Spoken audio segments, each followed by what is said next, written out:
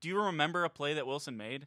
No, because it's all about how poorly Peyton Manning played and how good the Seahawks defense was. That was the narrative of the entire game. Right. You can't, there is very few, if any, I can't think of any off the top of my head where I point to it and say, I remember that in the Super Bowl, and from an offensive standpoint, from a Russell Wilson standpoint, it was a great running game, beast mode, and a great defense. Right. I will say an interesting narrative for those of you that maybe haven't listened to our, I believe it was our second podcast from Behind the Battle with our EP, Landon Green. We talked about the whole Russell Wilson. Yeah, that was the first one, actually. Or the first one, okay. With the Yankees and hitting and going to spring training. Kind of a fun storyline now to think is, okay, the defense is kind of getting decimated in a sense. You get rid of Bennett, you get rid of Sherman. Granted, Sherman's coming off of a pretty, big injury. But you kind of wonder now, is Wilson maybe thinking, okay, look, I'm 29, 30 years old. It's like I said in this podcast, I'm going to say it. Maybe he's going to switch over. No, he's not. If he has a few bad years in Seattle, Seattle is on the decline. Who's to say Russell won't be like, you know what? I won a Super Bowl. What else does he really want to accomplish? Personal accolades, maybe? Yes, you want to win more Super Bowls. I understand that, but you've won one, so who's not to say, hey, you know what? Let's go play. He's not going to leave the sport that he has been, to some people's standards, a great quarterback. He's won a Super Bowl. He's not going to leave that for a sport that he'll be a minor league player. I'm just saying, you never know. Anything is possible. Well, I realize Kevin that Garnett would say. Yeah, I realize that philosophy has holes in it because of what Michael Jordan did. But let's look back at what happened with Michael Jordan. Was that a smart move for Michael Jordan? No, it was idiotic, and he realized that, and he came back to basketball. And thankfully for his sake, he was still good enough to dominate the league. I don't know if Russell Wilson, one, if he takes the time off, can he come back and dominate the NFL? No. I don't think he can dominate the NFL right now. I don't know if this is a 9-win team without the defense that they have. Yeah. Is that controversial to say?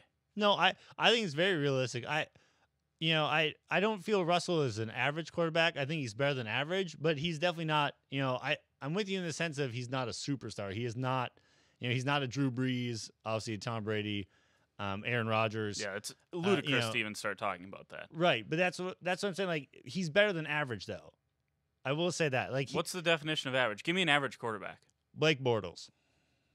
Okay, but Case Keenum. But in 2 years, I think you could say the same. Kirk Cousins. Kirk Cousins is average? I don't know yet. I don't know. I think it's too. There's just too many. I think it's unfair unknowns. to say that. Here's my thing. In 2 years, we could very well be looking at Blake Bortles and Russell Wilson with the same resume. We could. Okay, is this because you hate Wilson? Is no, this why you're no, saying no, this? it's not. It's not. Look at it. Like I said, Bortles was 6 minutes and some bad coaching away from being in the Super Bowl this year. Okay. And once you get there, who knows what happens? Right. And with that defense, who knows if a backup quarterback in Nick Foles can handle the pressure that Jacksonville brings, right? Yeah. So I think, I don't want to play backwards. I want to look forward. Jacksonville is pretty much the same team. People are going to say, well, they didn't sign Allen Robinson. They didn't have Allen Robinson last year. And they're saving a bunch of money by not tagging him. And now you're probably going to leave yourself enough cap space that if something goes wrong in the season, you're going to be able to fix it because your cap space is going to be fine. So I think from a Jacksonville Jaguars standpoint, Tom Brady's a year older, Big Ben's a year older. After that, what is the AFC? It's the Jaguars. That's what it was. Yeah. Now you can make the argument that Houston's going to be better because Deshaun Watson's going to be back, but we don't know how he's going to come off his second knee injury. Yeah. Who knows about Andrew Luck in that division? Marcus Mariota took a giant step backward in that division. And quite frankly, they haven't surrounded him with good talent. Have they? I mean, look at that wide receiving core.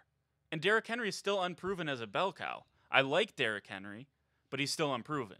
Mm-hmm. So I think in 3 years, could we be talking about the Jaguars winning a Super Bowl in the next 3 years? I don't think it's out of the question to say that. And I know for sure. I know for a fact Blake Bortles doesn't hold him back from that because he proved this postseason that he was not the problem. When they lost, he was not the problem. Right. I don't know if I would say 3. I'd go 5, more comfortably for me, anyways.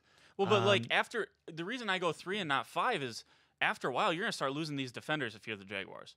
You're not going to be able to sign Ramsey, Malik Jackson. So you're talking about like their Super Bowl window. Their Super Bowl kind of like window. the Vikings. They have like the next 3 years is what they picture because then the Vikings are gonna, for how good their defense is, they're gonna have to start paying players, which obviously they're not gonna. This offseason is really gonna decide kind of where the Vikings go after this, but. Yeah, well, that's the crossroads right now, right? For the Vikings is do they sign Cousins? And then you're going to have to let go of some of these defensive players before you want to? Or do you not sign Cousins? Do you sign Case Keenum for less money? And then you have the ability then to sign these young defensive players. Dalvin Cook, Stephon Diggs still has to get re-signed. Now, I will give them some credit because they signed Adam Thielen to a big enough deal, and that's running, I think, currently through like 2022, 2023. Yeah. So that was smart. They got him at a good price. But you're going to have to pay Stephon Diggs, and Stephon Diggs is probably going to command wide receiver 1.5 money because I don't think he's going to get $16 million a year. But is he worth 13.5, 14? He could probably get that on the open market, which means you're probably going to have to pay it to him. Right. And so that's my worry about Russell Wilson. I don't think he can do it without a defense because we haven't seen him do it without a defense. Yeah, every time this defense has gotten injured during the year, Seahawks haven't done well. Yeah, it's a good thought. I guess I didn't even think of it that way. Yeah, so that's my concern with Russell Wilson. I don't think he's like. I think in a couple of years we could compare him to Blake Bortles. That's why I call him average. Fair? Fair enough. All right. Well, we're going to catch a break. When we come back, we'll stop droning on about it. But CJ and I have to give our final thoughts on which teams we believe should be in the NCAA tournament, including whether we think the Cowboys deserve a spot. All that's next. We'll be right back on OSU Student Radio, KXZY.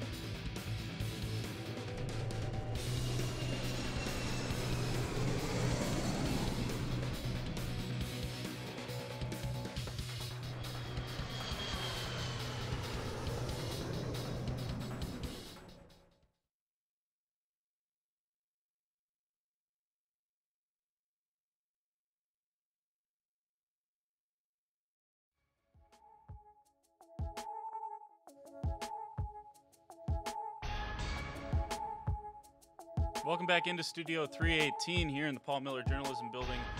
You're listening to the Border Battle with King and CJ. Colin Sexton goes 94 feet. Texas A&M decides, we'll just let him roll. No reason to step in front of him, play any defense. We talked about Gonzaga winning the WCC championship and how important that was for Oklahoma State. This is the opposite. This is the antithesis of that. This is Texas A&M who beat Oklahoma State, by the way, earlier in the year, not doing Oklahoma State any favors. If they beat Alabama, there's a serious argument that Alabama should not be in the tournament. And Oklahoma State, still according to Joe Lunardi, in that first 4 out range. So it's interesting. Chris, we are not going to talk about Joe Lunardi because if you go on Twitter, talking about Joe Lunardi is like, it's like beating a dead horse at this point because people need to realize Joe Lunardi does not make the final decisions. But people need to, the other side of the coin is some of these other people need to realize that Joe Lunardi influences decisions made by the committee. I don't think that's a stretch to say. I think his picks influence the committee because Joe Lunardi, what does he do for 6 months out of the year? He watches college basketball, and that's it. That's all he does. And he's putting up brackets week after week after week. These committee members probably haven't seen as much basketball as Joe Lunardi has. So you know what? When it comes down to Middle Tennessee, who is now an at-large bid, who are we going to trust? We were expecting this team to be a champion. We weren't expecting to have to make a decision on Middle Tennessee. Now we do. Who do we trust? We haven't watched a lot of Middle Tennessee tape. Your baseline test is going to be what Joe Lunardi thinks about him. And then you go from there. And I don't think enough people realize that. Joe Lunardi has actual power. I shouldn't say that. He doesn't have actual power. He has perceived power by this committee. So I think that's interesting. But we're going to talk about our own last 4 in, last 4 out. I think this is an interesting way to do it because we can kind of talk about what Lunardi thinks while we talk about our own. I got Middle Tennessee in. We'll talk about that in a second. You also have them in. Oklahoma State is my 66th team, 67th team in the field. And then I have 68 Oklahoma State 66, Alabama 67, Louisville 68. You have it kind of opposite with Louisville out, Baylor in. You have Oklahoma State, Baylor. That would mean 9, I believe. Yes. No, you have Oklahoma out. No, 8 Big 12 teams and Alabama. Your first 4 out, Oklahoma, Louisville, Nebraska, Syracuse. So you have Oklahoma just barely missing the field.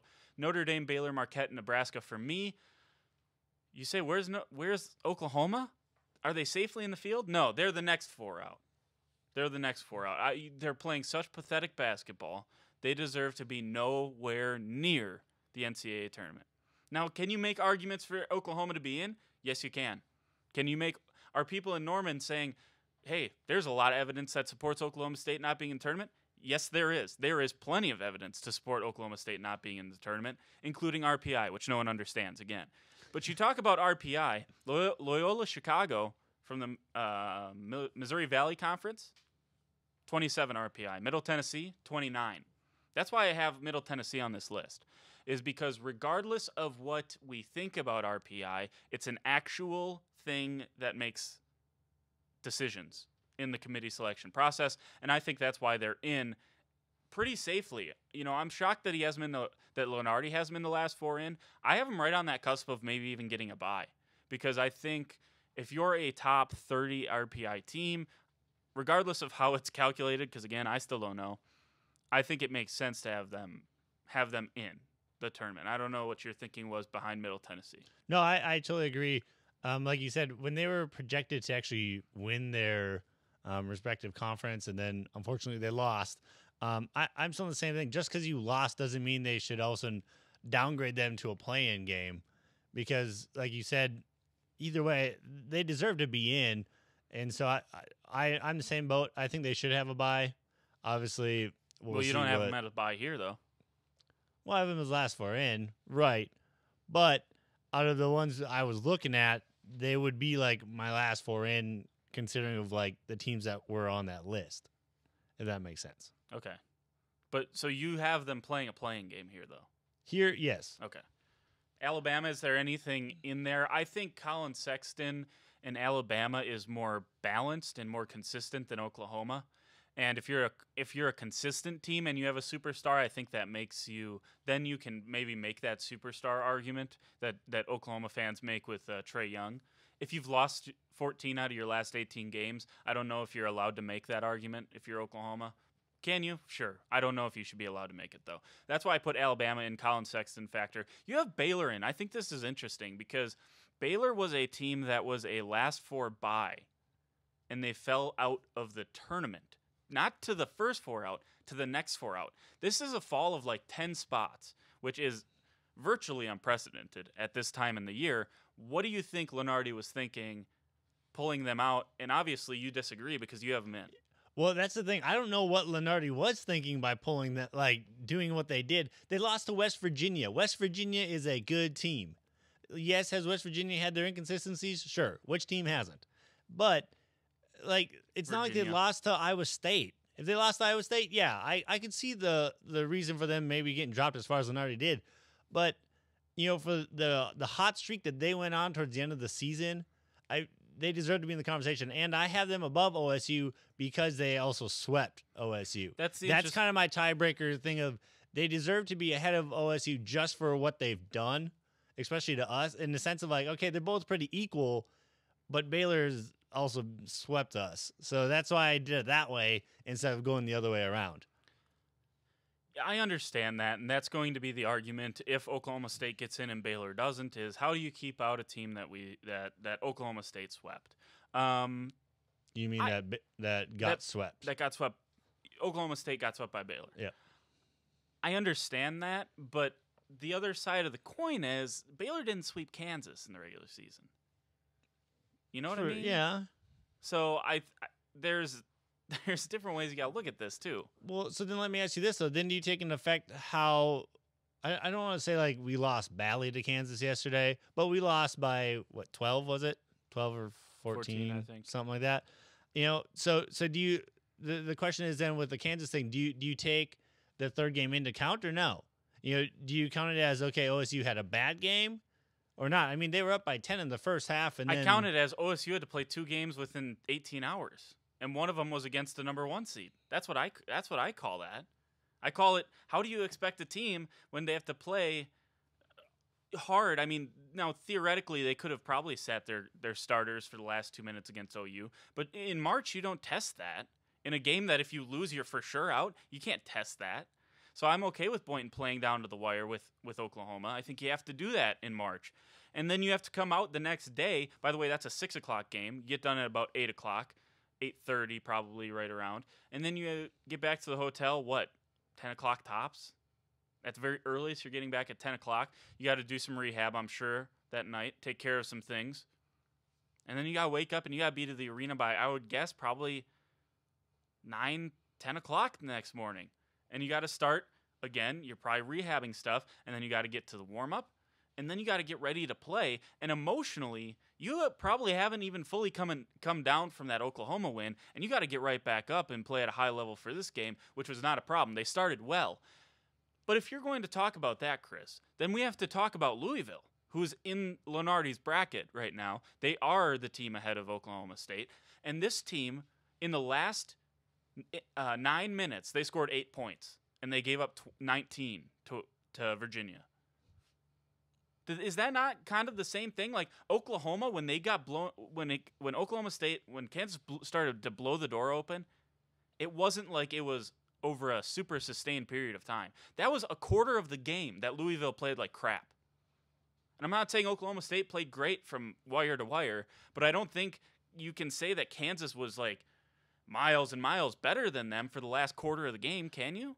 Oh, well, I wouldn't say that, but there was times too where OSU for 6-7 minutes they played like crap as well. I agree. I think yes, I can see your energy argument. The thing is though, with you faced Kansas a week? Has it been about a week since they faced them twice less in a week? Than a week. Okay, you throttle them. I get the whole being high from right, but I'm saying when you're saying getting high from coming out that high of beating OU and then coming you got to come back down and face Kansas at the same time.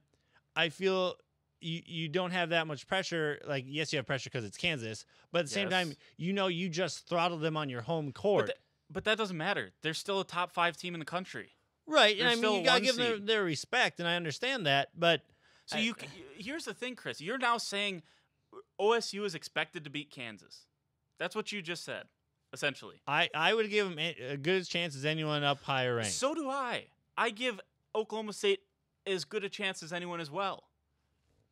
It's hard to beat any team 3 times. It's hard to beat a number 1 seed in the NCAA tournament 3 times. Especially when this Oklahoma State should not be beating Kansas twice. They beat them twice. And now they're still expected. Right. Now you're going to punish them for not beating them a 3rd time? My thing is you just not keeping it close. Like, you don't have to win, but Again, this goes back to our argument that we had on Monday. You just don't give Kansas their due respect. you're right. You just don't, because if they're supposed to 3 times beat Kansas, I don't know. I don't think we're watching the same sport at that point. Maybe we're not. Maybe we're looking at it differently. The thing is, even like Louisville and Virginia played like twice in the span of a week, I think, right? Because wasn't Virginia the team that Louisville... That supports my argument. Louisville got blown out. But the other game, they also got... They lost the game in like, what, 9/10 of a second left in the game? So who cares? They lost. Right, but Oklahoma Louisville, State won. They blew them out. They blew out Kansas. They beat Kansas handily twice. And now because Kansas finally was able to beat them, we're going to pretend that all of a sudden Oklahoma State's not a good team? I don't see that argument. All right, well, we'll take a quick break. When we come back, we're getting you caught up on what we got caught up on. Be ticker topics, including some talk about billboards. That's next. OSU Student Radio KXCY.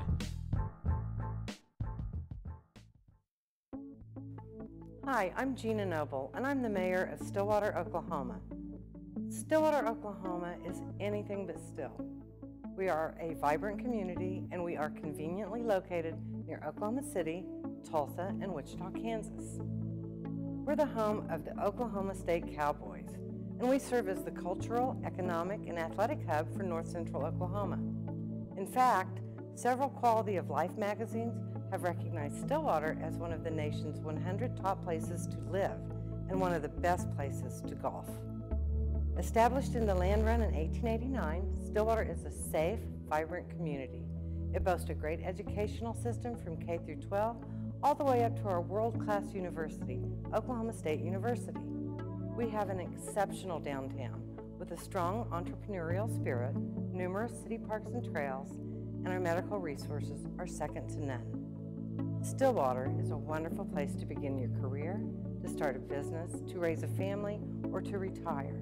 We invite you to visit Stillwater because we are anything but still.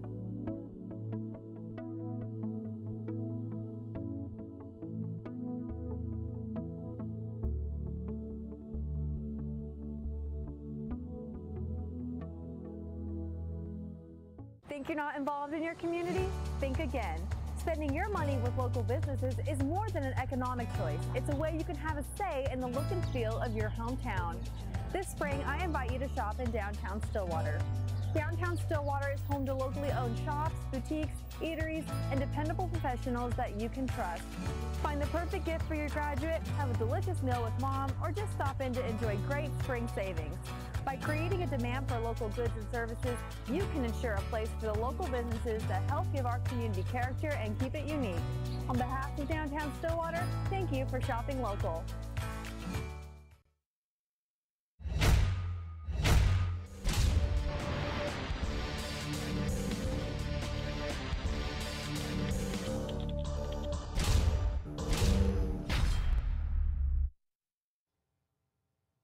Welcome back into Studio 318 here in the Paul Miller Journalism Building. You're listening to the Border Battle with King and CJ on OSU Student Radio KXZY, Suddenlink Channel 112, YouTube Live, Border Battle On Demand, or Facebook.com/Border Battle Show. Speaking of ticker topics, Tiger Woods has just taken the outright lead. Is Tiger going to win a major this year, Chris? I hope so. I'm glad to see him back on. Honestly, to me, it's one of those things with Tiger. Either if he starts having success, great. If he goes down with another injury, just call it. No, don't just call it. Don't say that. Don't say that. I know it's hard because it's our childhood. It really Don't say is. that about His Tiger, prime man. was when we were Don't growing say it up. about Tiger. But I'm sorry, I'm a huge Tiger Woods fan. But this whole like getting your hype up and then all of a sudden another injury. I will Tiger is one of the only athletic figures, along with my favorite soccer club, Chelsea FC, that I will allow to build me up and disappoint me. I will allow that for Tiger Woods and Chelsea. Those are the two things. Packers to a certain extent, although I get a little more angry when things don't go right that should go right. So you just want him to just keep going? That's fine, because if Tiger in some way is able to come back successfully one of these times, it'll be all worth it. All the downs, all the disappointments Tiger has caused me to go through, it'll all be worth it. All be worth it. Again, folks, we're going to remind you throughout the show, Amazon gift card on the line. This is where you hold up the Amazon gift card, Chris.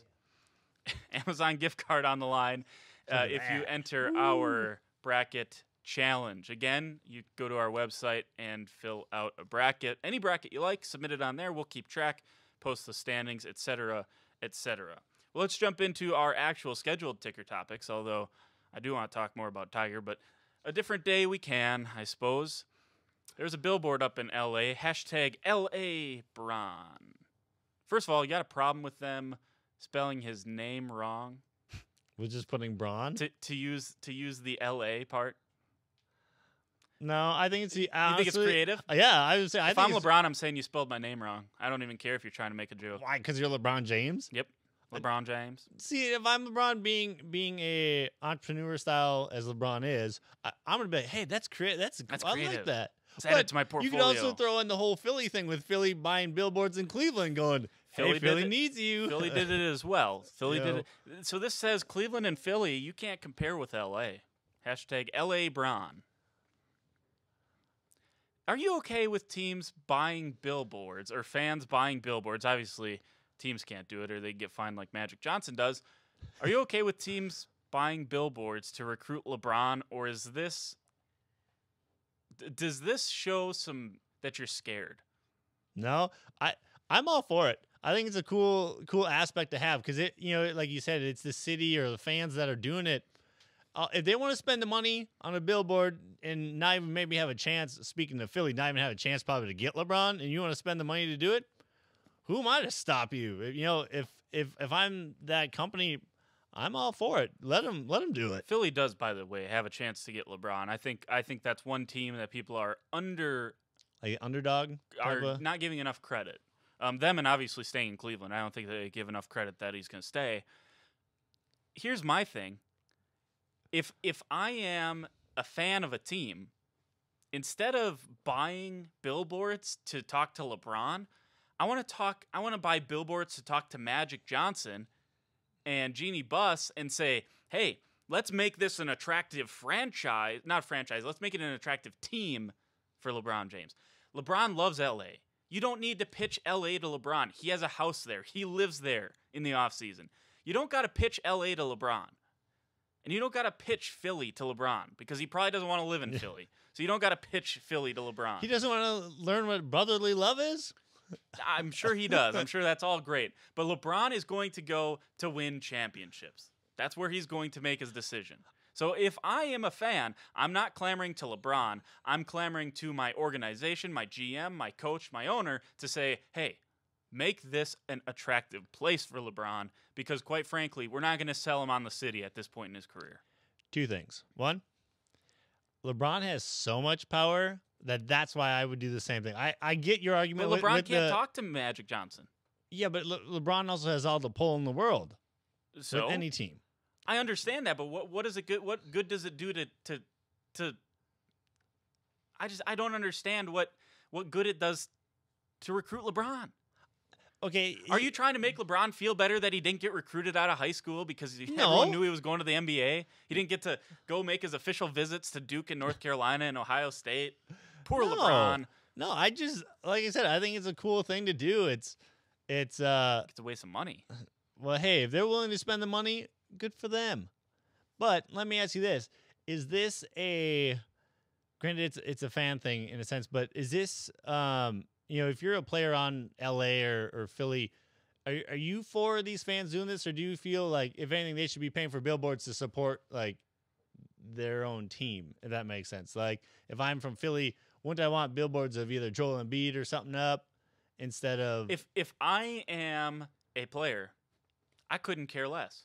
You care less if fans of your team are putting up billboards for LeBron or something like that to try and join them? No, because quite frankly, I would say it's stupid. I wouldn't pay any attention to it. Because like I said, at the end of the day, what is going to be the most persuasive thing for LeBron? His power. The pitch from Magic Johnson, from the Lakers GM, or from the Phillies GM, 76ers GM, from Cleveland's GM, from Houston's GM. That's what's going to be most attractive to LeBron James, not LA. Yeah. I don't He know. loves LA. We know he loves LA. Right. That's but like saying we should put up a billboard to if we're LA, we should put up a billboard to try to recruit Paul George to LA. Guess what? Paul George knows about LA. He grew up in LA. That's his hometown. LeBron owns a house in LA. He lives there. A lot of NBA stars do. You do not have to sell them on LA. Sell them on the vision, sell them on what you're going to get done and how successful you're going to be and how you're going to get him the next championship. You done? I'm done. My thing is, let's say if I am LeBron, like I get it, you have a house, whatever, Paul George, you grow up there. To me, it's also a feel-good thing to be like, oh, look at these fans, man. They're willing to drop money on the table to have a billboard about me. And it's not the organization doing it. Like, again, I'm all for it. Chris, LeBron James realizes no matter where I go, everyone will like it. I get the team is going to like me. The fans of that team is going to like me. Everyone else in America is going to hate me. It's been that way for the past decade for LeBron James. LeBron has his fans, and he has home fans. After that, he's got bandwagon fans. That's what I mean. He's got his fans, and he's got the home team's fans. After that, everyone hates him. Yeah. So I don't know why it matters that people in LA care about him. Because right now they don't. Let's go to some other topics. How about that? Fine. Okay. All right. I didn't think you'd give up that easily, but all right, we'll go with it. It's just not worth it with you. I can't. I don't understand why we're trying to sell him on feel-good stories. LeBron doesn't need to feel good right now. Hey, that's just who I am. If I'm LeBron, I'm like, you know what's going to make LeBron feel good? The next time he gets to use an NBA Finals trophy as a pillow. That's the next time LeBron's going to feel good. So probably never then. You think he's going to go to LA and win one? I think not. Let's move on. Steve Kerr was in the news this week because he wanted to talk about the NCAA situation like every NBA player and coach wants to do. Hashtag quote, we all know what's going on. Let's do what's best for the kid and give him some options. This context of this quote was about letting kids return to school if they don't get drafted. So you can enter the draft, go through the entire draft process, leave your college, leave your teammates out in the cold, leave your coach not knowing what to do, and then if you don't get drafted, Coach, I'm back. Hi, Coach, it's Ethan Happ. I'd like to play again. Coach Guard, please. Hey, Tom Izzo, it's Miles Bridges. I'd like to play again.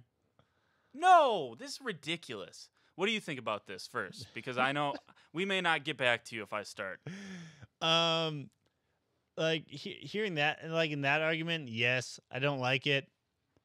I'm really torn, to be honest. Right now, what the current system is perfect.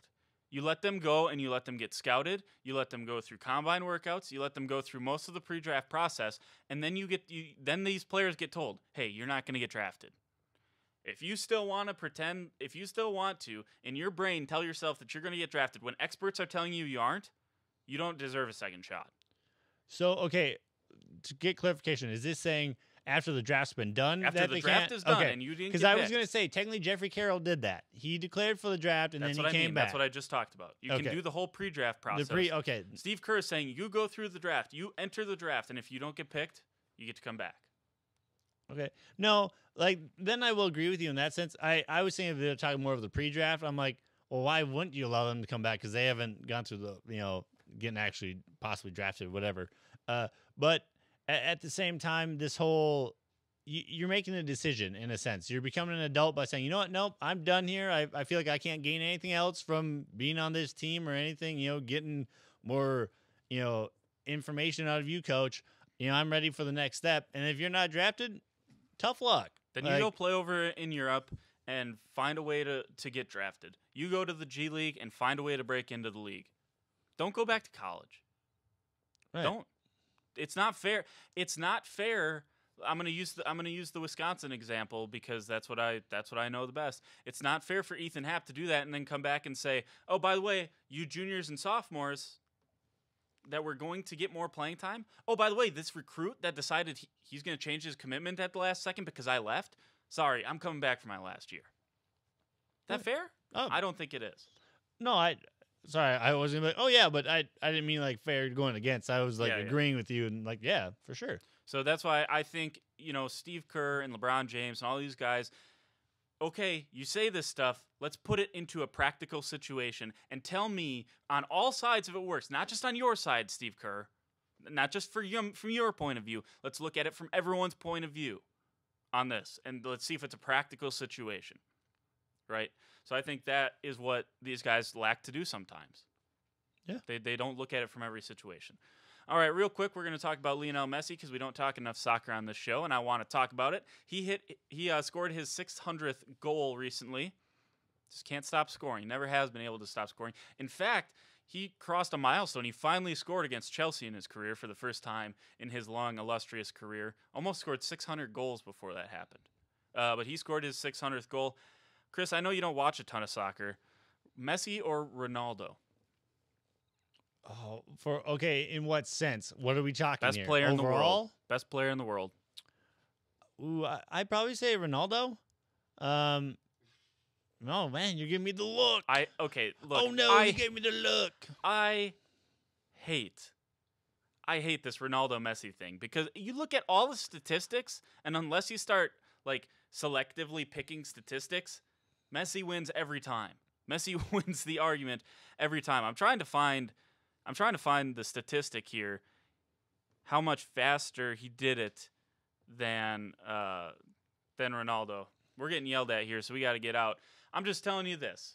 When you look at it, Lionel Messi, Ronaldo, they're both great players. Messi has more talent, and he's set records before Ronaldo was able to do it. That's where my argument starts, and we'll have to cut it short there. We'll be right back. Baseball, softball, Selection Sunday, tennis. It's a busy weekend for OSU teams. We're here to have a few words on which teams we're the most excited to watch. That's all next on the Border Battle on KXZY.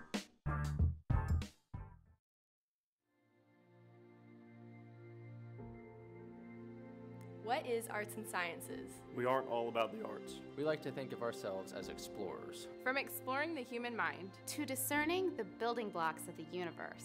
We don't just read books. We don't just sit in the classroom. And we don't just solve problems. We seek to give everyone a voice. In a variety of approaches. We tackle the big issues. By understanding complex social structures. And even understand the small ones. We take passions to new heights. But stay grounded. We tell stories. Of the past. Of the present. And work to predict the future. We like to think with a little preparation. Some dirt under the fingernails. And some self-analysis. You can do anything. With nearly 100 degree plans to choose from. Where will your arts and science degree take you? Connect, achieve, succeed.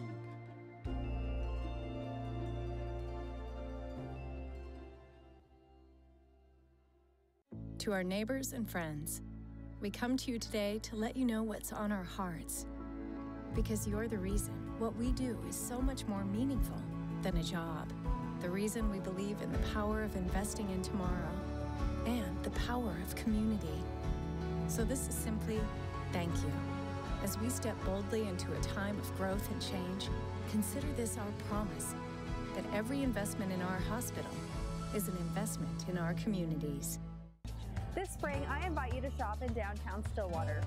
Downtown Stillwater is home to locally owned shops, boutiques, eateries, and dependable professionals that you can trust. Find the perfect gift for your graduate, have a delicious meal with mom, or just stop in to enjoy great spring savings. By creating a demand for local goods and services, you can ensure a place for the local businesses that help give our community character and keep it unique. On behalf of Downtown Stillwater, thank you for shopping local.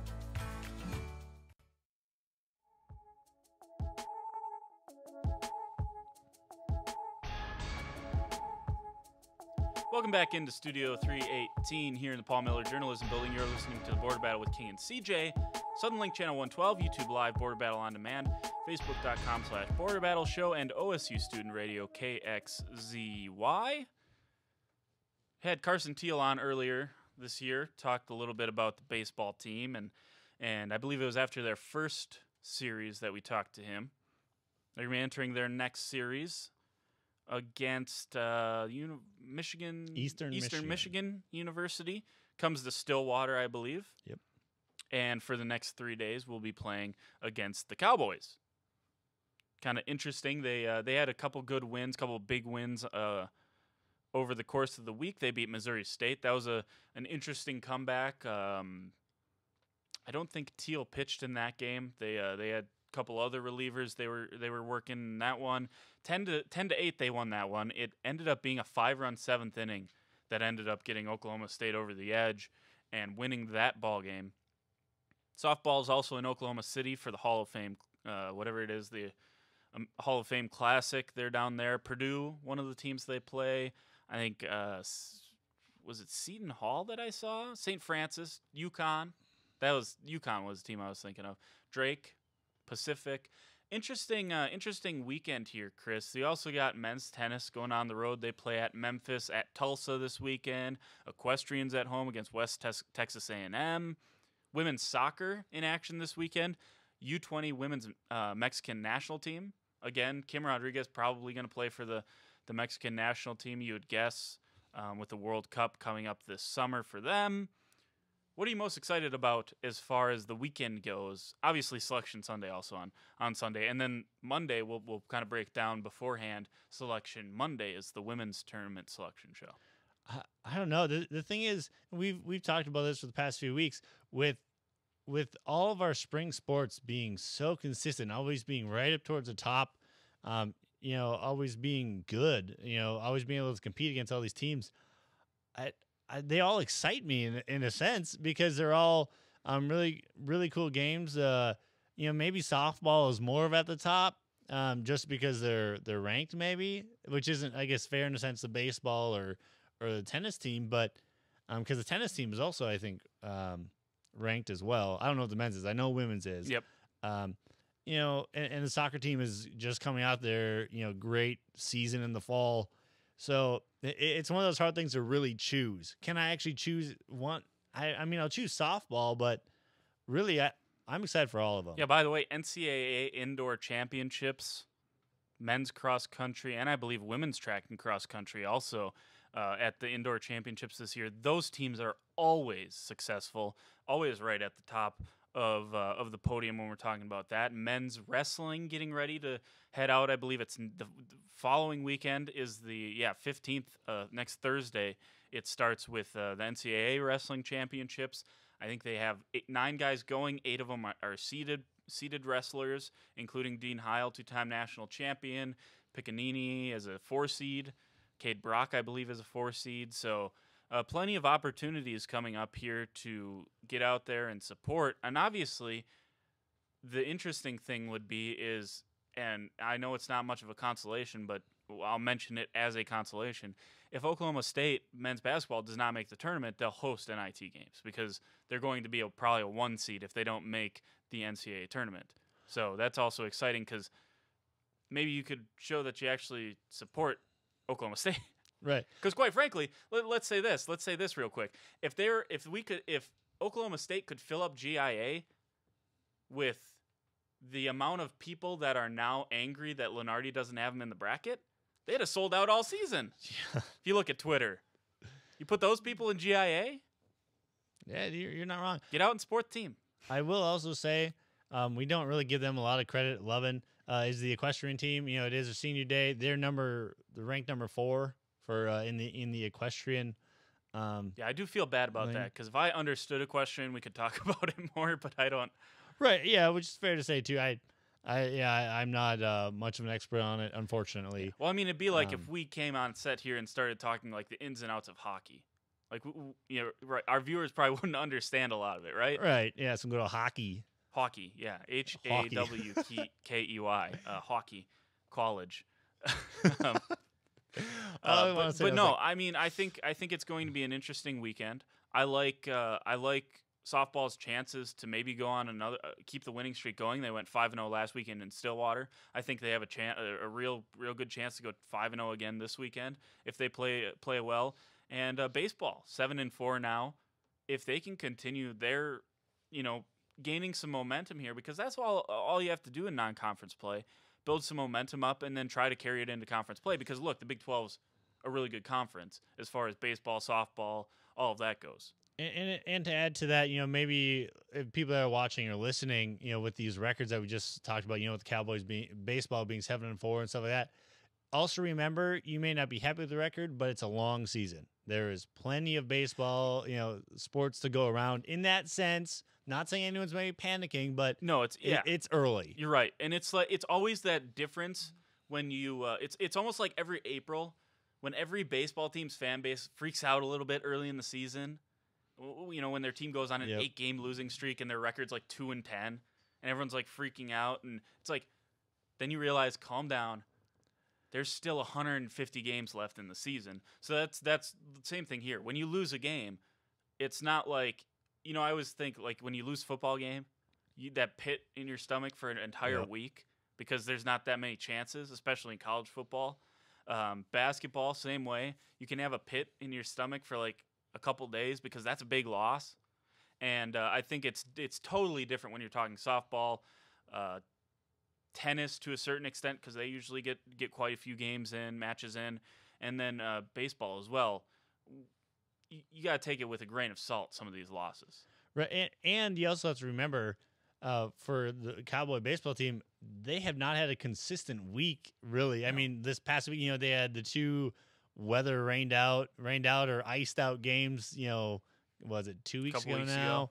So it's like, They're still trying to get on a consistency basis as well of being able to actually play their games. Like, yes, rain will happen, that, those kind of games happen, but this whole ice storm thing just came out of nowhere, which, granted, when you're from Wisconsin, Minnesota, it doesn't surprise you when that kind of weather comes in, in February. It's a normal thing. Granted, down here, it's different. Yeah, and you do, I think people don't, you got to give a lot of credit to that because baseball is one of those weird sports almost where unless you get into a groove, it can be really difficult to be successful, and especially on the pitching mound. If you aren't given chances to, they always talk about it. What is the worst thing to happen to a closer in baseball, in Major League Baseball? Long breaks, because they get the rest that you want.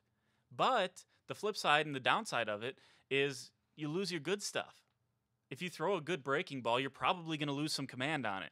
If you throw a good fastball, you might lose some location and get yourself into some trouble with it. So that's the thing, and you always struggle with this early on in the season. I remember back in high school, it seemed like the women's soccer team, because women's soccer plays in spring up in Wisconsin, it seemed like the women's soccer team was playing 6 games a week at the end of their season because everything got rained out or there was snow on the fields or whatever it was early on in the season. And it's the same thing here, but from I understand what you're saying, getting into a rhythm, and baseball is one of those unique sports where you need to do it. Same thing with softball. To go on that, to be successful, you have to have that rhythm. You have to have that consistency. That's why even rain delays during the middle of a baseball game, especially if your starter is still in, is horrible. Right. Because that's why sometimes you see teams will then go to their bullpen sometimes because then it's a fresh guy. You're not worrying about how the starter was doing. And granted, it's a double-edged sword. Sometimes you leave your starter in, you just get pounded. He doesn't have his rhythm back. Other times, it's that what if thing. If your reliever blows it, you don't know. But yeah, well, it depends where you are in the game because a lot of teams will actually warm up their next day's starting pitcher and bring him in for the rest of the game and hope that he can carry him through or at least get him to the finish line, close to the finish line, where the closer can come in and nail the door shut. Which, by the way, I don't have the exact stats, but it seems like Carson Teal, again, who we had on the show, pretty successful starts of the season for him. I don't think he's blown any saves yet. Yeah, and he's got a handful of them. I know that for sure. So it'll be interesting to see if they can keep it rolling. Women's soccer, if you didn't read some of our bottom line, our ticker earlier in the week, they won twice last weekend, 4-1 over Oklahoma Baptist. They were trailing in that game, actually. And then 2-1 over Oral Roberts. So a couple wins for the Cowgirl soccer team, who, again, is going to be an interesting season here because even the spring season, you're learning how to play with Anna Beffer, one of the best offensive players in America. You're learning to play without your goalkeeper, Michaela Angaro, and Lauren Tressfield, also, I believe, a senior and a very impactful senior as well. So it's going to be interesting to see if they can make a transition to stay competitive in the NCAA. I know they'll stay competitive in the Big 12. The question is now, you've had a couple successful seasons in a row here. Can you start to displace Texas as the #1 soccer team in the Big 12? Can you start to displace Baylor as one of the best soccer teams in the Big 12? And can you start to win those games on a national scale? You know, Duke ran them off the field 7-1 or 7-0, whatever it was, in the NCAA tournament. So that's the next step for the soccer team. I think they got a bunch of talent coming in, a couple foreign players again coming in, a couple players from England coming into the team too. So all that's exciting for them. Busy weekend. Make sure you stay in tune, stay plugged in on Oklahoma State athletics. And I will add in real quick, Carson Deal has not blown a save yet. He's 3 for 3. Yeah, that makes sense. So thank you so much for joining us. Have a great weekend, everyone. On Monday, we hope to have a guest picker on, do some celebrity guest picking. Regardless, CJ and I will be making our picks live in studio. It'll be your chance to watch us and figure out who you should pick to win that $200 Amazon gift card. Do not forget to submit it. For CJ, the great crew we got around here, I am King. You're listening to The Border Battle. Thank you so much for listening to The Border Battle on Oklahoma State Student Radio, KXZY.